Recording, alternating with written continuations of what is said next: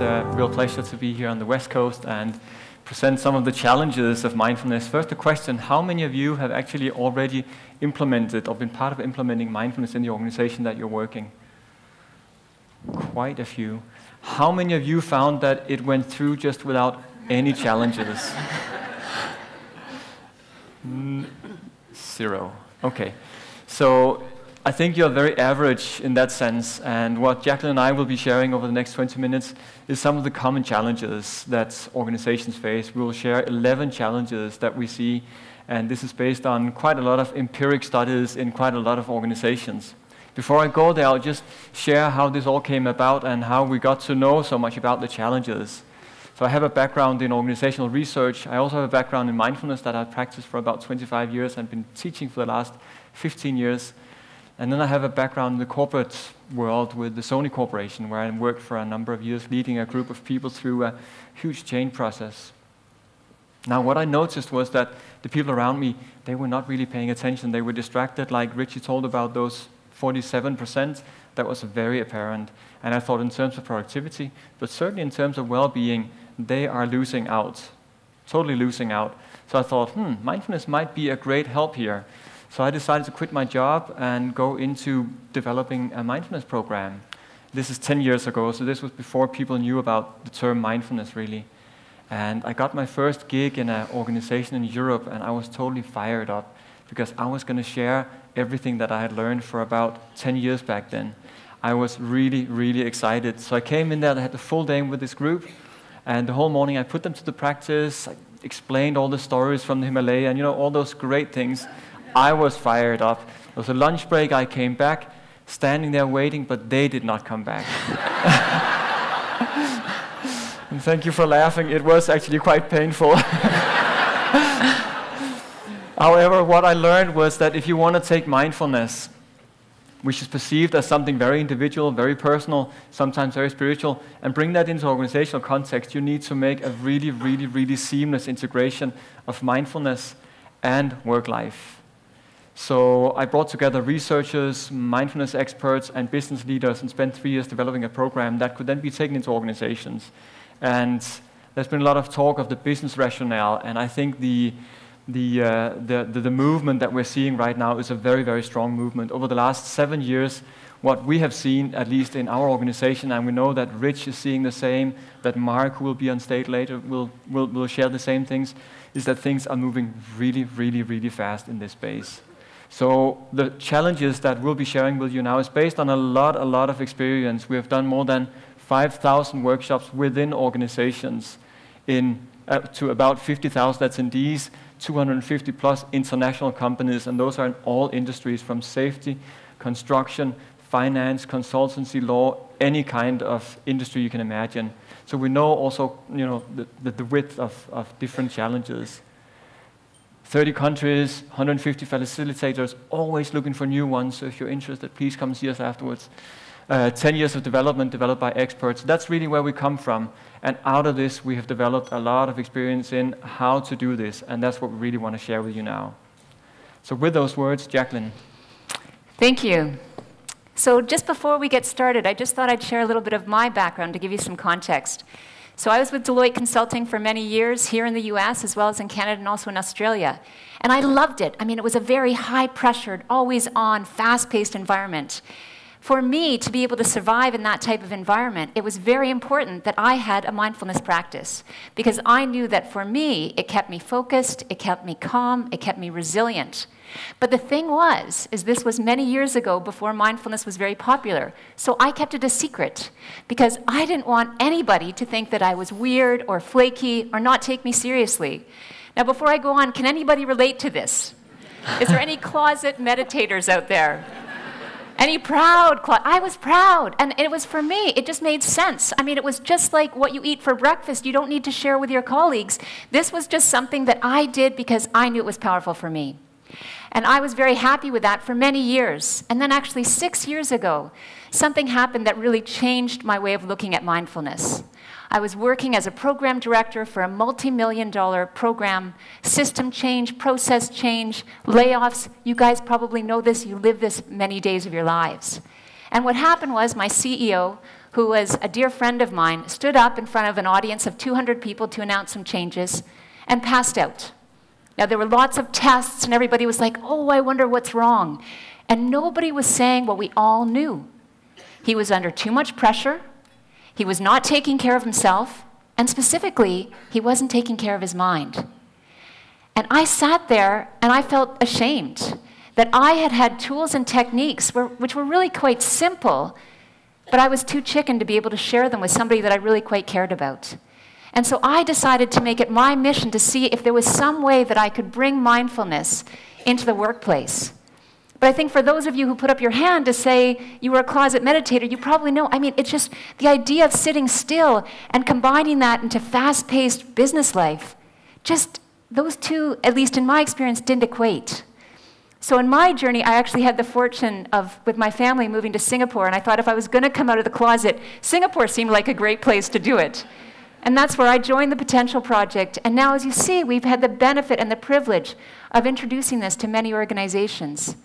Now, the journey has been a long one, and it gets easier and easier. And today, what we do want to share with you is even though it's been easier in the last 5 years as mindfulness has become more popular, it's still challenging for all of those of you who didn't put up your hand that you said any challenges.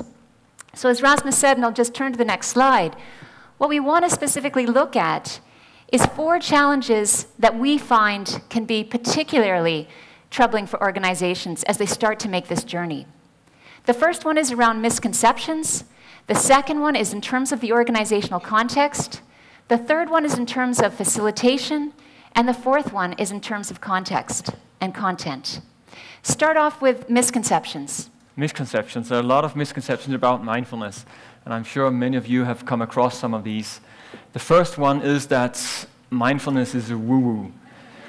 And woo-woo can be many, many, many different things, but there are many ideas of what mindfulness is nowadays. So I really appreciated Rich thing with the dude from what's it called, The Big Lebowski.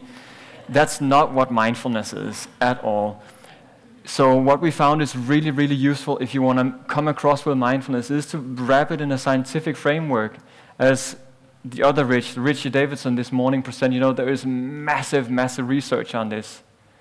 And it's not that we need to bring in science to convince them, but we bring in science as a way of, people trust in science. That is the religion of nowadays.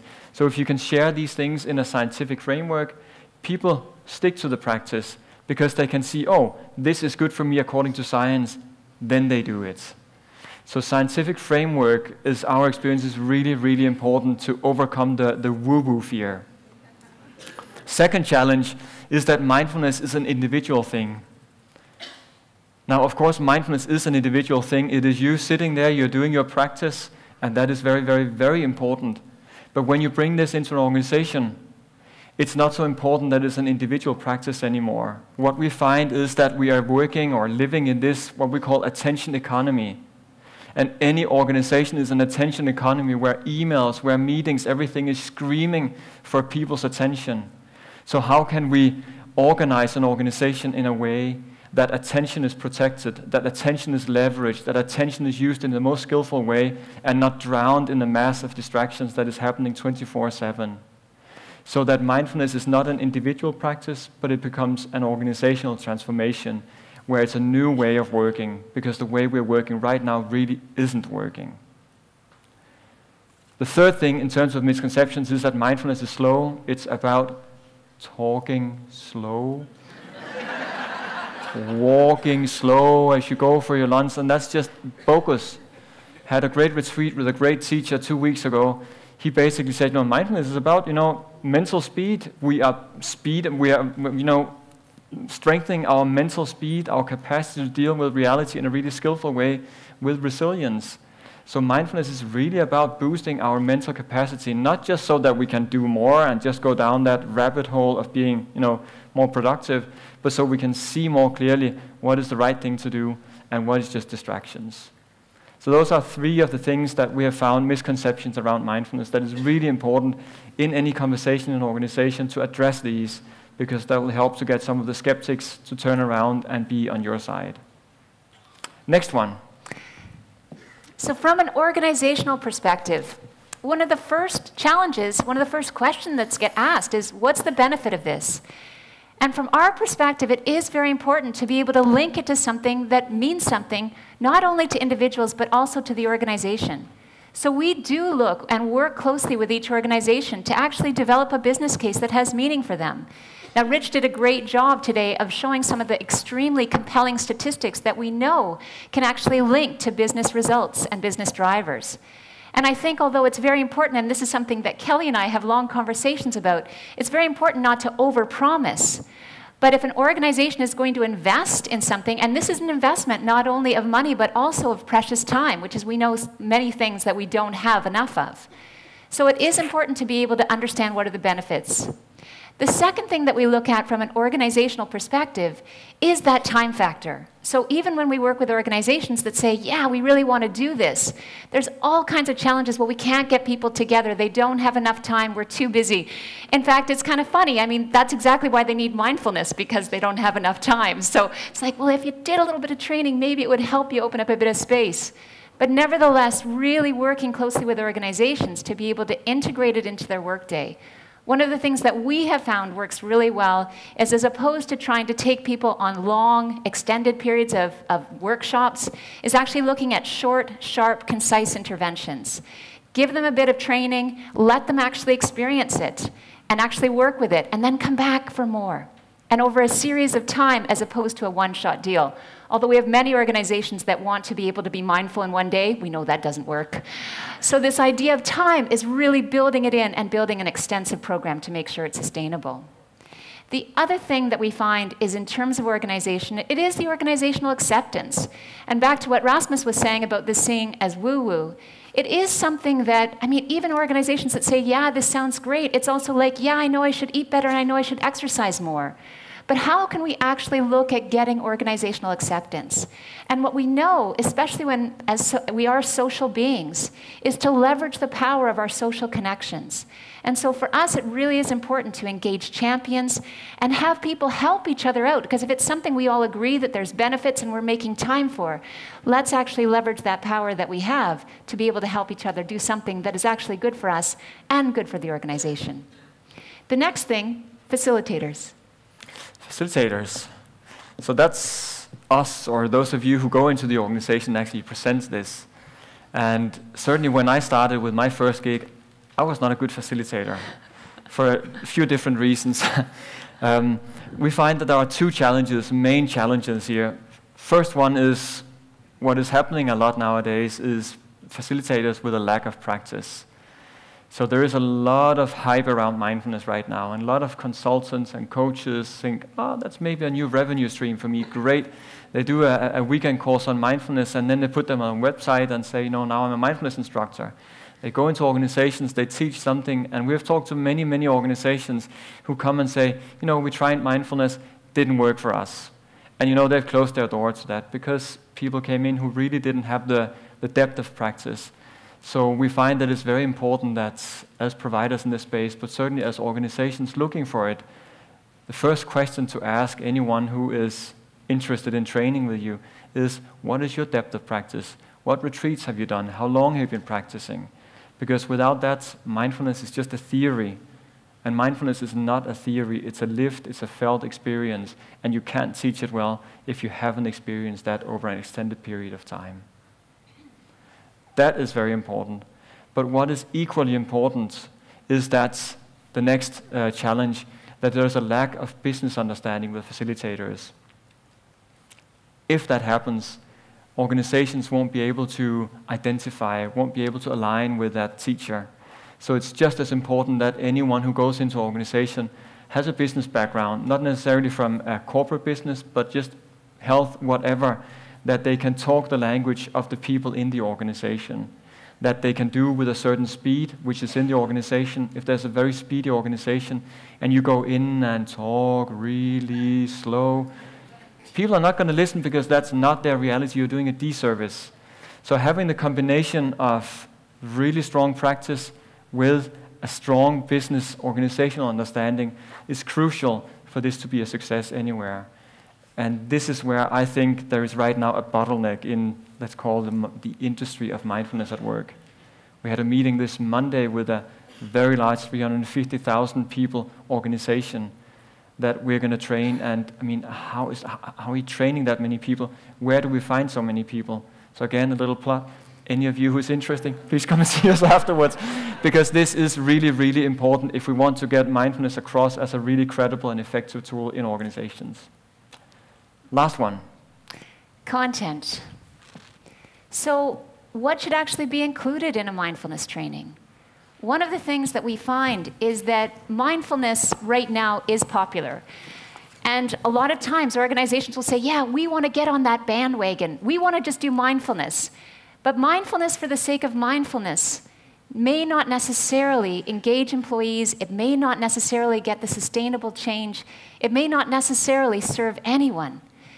So when we look at it, we really are looking at mindfulness when you bring it into an organization, different than what you or I might do on our own personal time, but really wrapping it into what is the objectives for the organization. And maybe, as Richie talked about, maybe it is to enhance well-being, but be specific about that. What is it that we're trying to achieve with this program?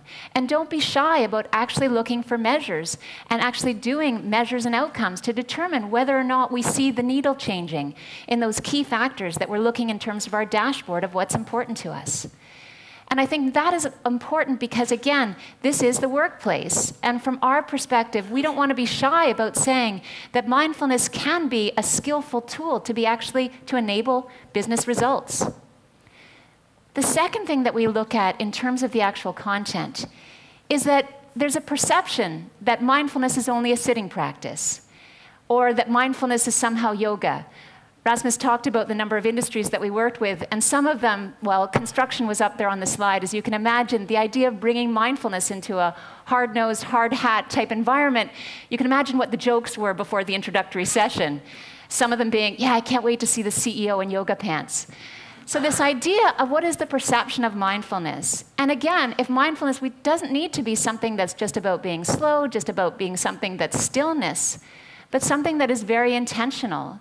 The sitting practice basically being going to the mental gym to enable you, when you get up from the chair, to actually be able to do your work tasks in a way that is more effective, more productive, and perhaps even with some more kindness, with some more generosity, that can actually enable teamwork and all of those things that make an organizational life better and organizational performance better. So when we look at it, we really look at how do we apply this to work life. And one of the things that we often talk to organizations about is that, yes, we want you to sit for 10 minutes a day focusing on your breath, although that may sound challenging, and for many people, sitting still for 10 minutes is a really, really big deal. But what we say to them is, you know what, when you go and you're in a meeting and you notice your mind is wandering, because as Richie said, it wanders, it just naturally does. But if you recognize it and you choose to pay attention to the people and the topic and the task at hand, you're also enhancing that neural networking. You're also developing those attentional muscles. So in fact, you're adding to your training by specifically applying it to day-to-day work life. The final thing that we look at in terms of content is one of the things that's very important to us is mindfulness may not be the same for every organization. In fact, in our experience, mindfulness can be very different for every organization. As we said, if it's linked to business objectives, it may be an organization that is looking to enhance well-being. Another organization, it may be looking to enhance creativity. In the construction industry, it's actually specifically focused on safety, because we know that the #1 reason why accidents happen is because people weren't paying attention. So for us, it's really important to look at what is the point and purpose of mindfulness in this organization, and then specifically customize it, not only because of their business objectives, but also in terms of their culture and their reality.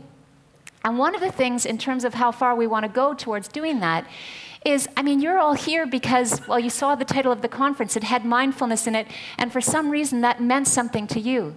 But mindfulness may not mean something to other people. In fact, in some of the organizations that we work in, mindfulness can actually create a bit of tissue rejection. Just a little story about that. One of the clients that we worked with, again, in a very diverse environment, hard-nosed engineering environment, said, Jacqueline, I was really worried that you were going to come flying in on your unicorn talking about mindfulness and it would not be a good experience. So one of the things that we look at, if mindfulness isn't a good word, are there other words that we can use so that the words and the language that we use don't become a barrier to something that we know can potentially open people up in terms of enhancing well-being, enhancing focus, and all of those other things that Rich talked about earlier on. So those were just some highlights of some of the key things that we wanted to share with you in terms of our experience.